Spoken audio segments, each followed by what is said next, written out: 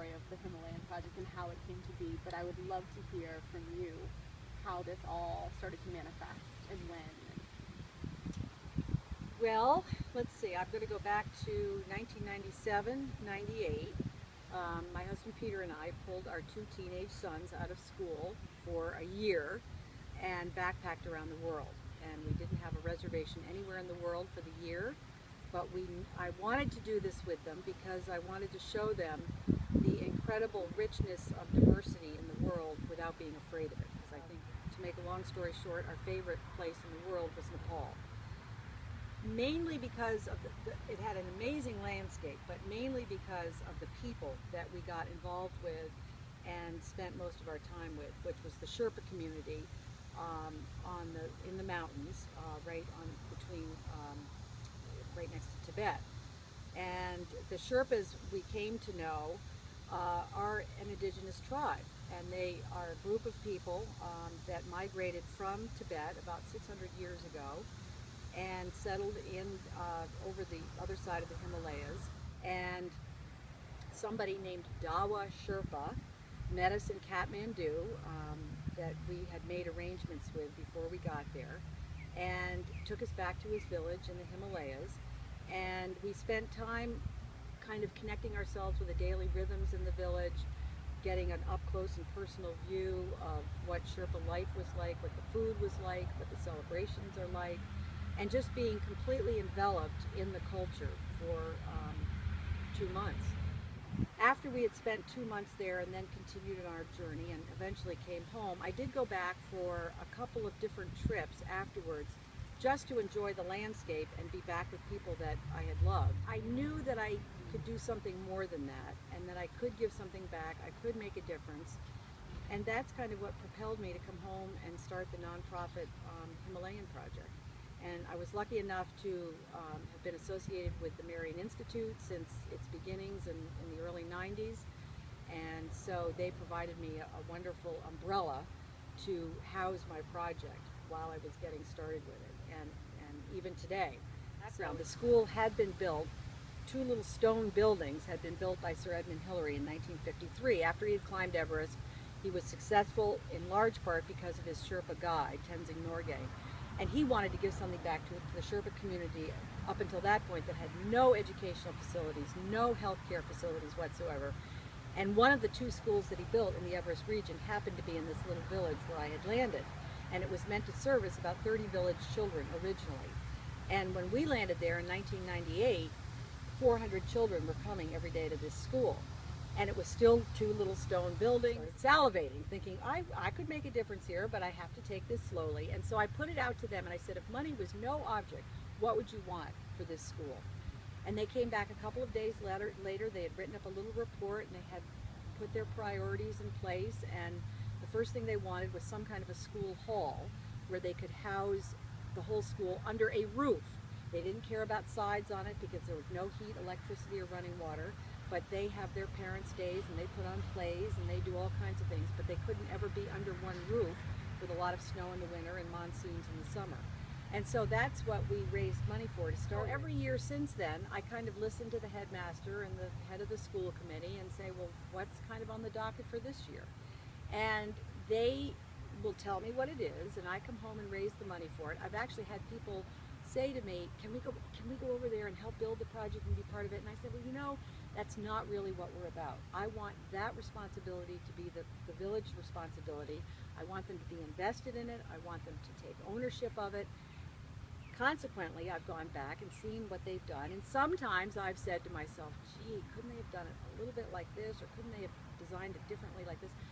But you know what a learning curve it's been for me, because they're thrilled with it. They've taken the ownership. They're proud of their work.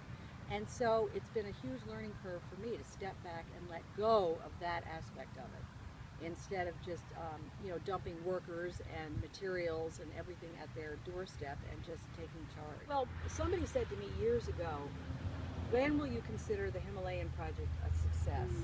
And it made me stop to sit back and sort of contemplate that. When they understand that the outside world is a richer place with their beautiful diversity, and when they understand the richness of that and that they do fit into a bigger picture, a lot of those people don't know that. A lot of those people have never left that community and don't know that there's an outside world, and that there have been world wars and terrible things that have happened and wonderful things that have happened in the world.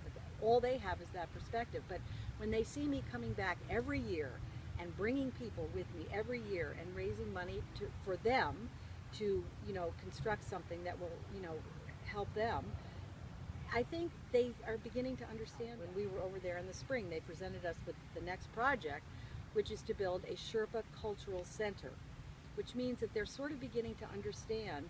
We've hired a full-time teacher that passes on the song, the dance, the storytelling, the language. The Sherpa language is strictly an oral language, and when the older people are dying out and the younger people are hightailing it to Kathmandu for what they perceive as opportunity, that kind of thing dies out. And so we hired somebody to give a Sherpa cultural course, which we thought maybe a few people will sign up. Well, 55 kids signed up for it. And it's going strong, and they're working in the pre-K part of the school all the way up to the 12th graders at this point. And so when they came back to me and said, we really want to have a building on the grounds of the school that will be a hall for performances, that will have some classrooms, that will have a kitchen, because food is always a huge part of all of this. And then upstairs have, an artifact center that will sort of spell out the Sherpa culture and some of the older artifacts that people would love to donate. I'm thrilled by that, because that suggestion did not come from me. That came from them. And so I'm there, yes, thinking to myself, they're getting it, they're understanding it. Our mission statement is divided into 3 different components, and it's around education, community development, and social outreach. The educational part is me connecting schools in this country by going all over New England and doing presentations, a day in the life of a Nepali child, which teaches students here how their peers are living halfway around the world. And it's a real mind opener for a lot of inner city schools that I work with. And at the end of it, no matter where I am, in whatever school, I ask the kids to bring in all their used and outgrown fleece jackets, and I love the recycling aspect of that. And I wash and pack about 800 or 900 every year and take them over to Nepal and trek into such remote areas that they've never seen a Western face. And that is very humbling. I step back when I get there, because the 35 porters that I've had with me are invested in this, and they love to unpack it and pile it up and size it and hand it out to the community. And I really do have to step back, because I can hardly talk about it now without a big lump in my throat, because what people will do for a fleece jacket, and we don't even think about having 6 in our closet with different colors to go with different outfits kind of thing.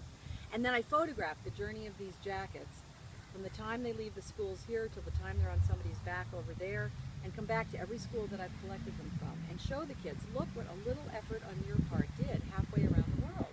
They sit up straight, and I think a little kernel of something starts inside them. And at the end of the presentation, I say to them, this isn't really about Nepal. It's where my heart and my passion took me, and it happened to be halfway around the world. But it's really about teaching you to dream. It's really about teaching you to jump off a cliff with a dream and just go for it. And it can be right here in your own backyard. Every single one of you, right here in this classroom, can go right outside these doors and do it in your own backyard with a dream like that. And that's empowering for kids, especially in inner city schools. We had a 4th grade class in Marion here, spent a whole year before I went learning how to knit. Boys, girls, and they would, every day after lunch, they would sit on a rug, and the teacher would be reading them a story, and they would be knitting. And we talk about multitasking. And so I went in to collect all the things, and they had all pinned little pictures of themselves to each thing that they had knit. So when I handed those out in some remote village in Nepal, those kids there had a picture of a Western student. And it was they treasured it. And I came back and showed pictures to that 4th grade class, and those kids were crying. Those kids were crying. They were so moved. It's really about connecting students and young people, because a lot of people say, why don't you raise the money and just take it over there and buy the jackets in Kathmandu and then go trekking? But it's losing the whole point of connecting, making those connections here. The community development aspect of the Himalayan project is just, it could be a solar project or a clean water project, or a monastery renovation or something like that. That if I get some kind of a request, school supplies, I've taken those over with me sometimes, and And then the social outreach is the delivery of the jackets for the first month that I get over there. And I had spent probably about 6 years going over to Sikkim after I had spent my time in Nepal with Michael Baldwin. And I saw it, I was over there when it was just an idea in a few people's heads and brainstorming about what they could make of it. And from that, I watched the construction of the school, raising the money, and then the beginning of the school and adding grades every year. And I was completely blown away by it. It's a very different program than what I provide in the mountains, but it is absolutely amazing. And she and I were brainstorming one year when I was there, and we both said we're Serendipity projects under the Marion Institute umbrella. We both do education in the Himalayas, even though they're in different locations. And wouldn't it be fun to marry the two by bringing a Sherpa student to Toxie and seeing how they do? And there was a little boy in Charikarka at the school that I have known since he was born, and he'd been very closely connected to the Hunsdorfer family, and such a bright little light.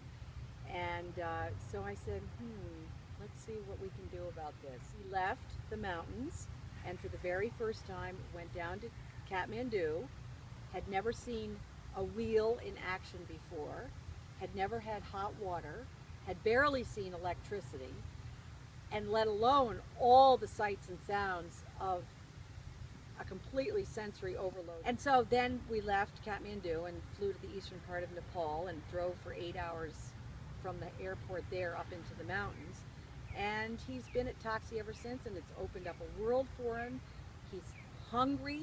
He's got a fire in his belly for what they can provide for him, and so he's done very well, and I think they've been thrilled with him. This year, when we all went back to Toxie from Charikarka, Maria said to me, we were riding in the car together talking about Mi'kmaq, and she said, boy, if you could provide another student like that.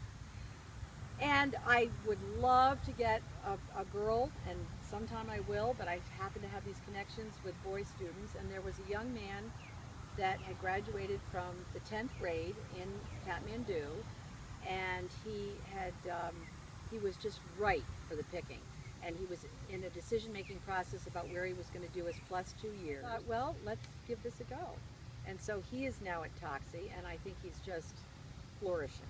I mean, he just can't get enough. It's just so warming to see these kids who are given an opportunity. And I think both of these boys are students that will probably go out into the world and garner what they can and then go back to these communities. And Mi'kmaq wants to be a doctor. And, Chewang wants to be an engineer. I mean, who knows what possibilities will be out there for them. But I think they're both very committed to serving their indigenous communities eventually. Pinso and I are talking about next spring handpicking some students from Toxie and going to Charikarka, because none of those kids have lived at the level that the children in the mountains at Charikarka are living every day. And so it would be a wonderful eye-opening experience for them, and it would celebrate Mi'kmaq and Chewang's heritage for all these kids at Toxie. And so I think it would open up a world, a world for them.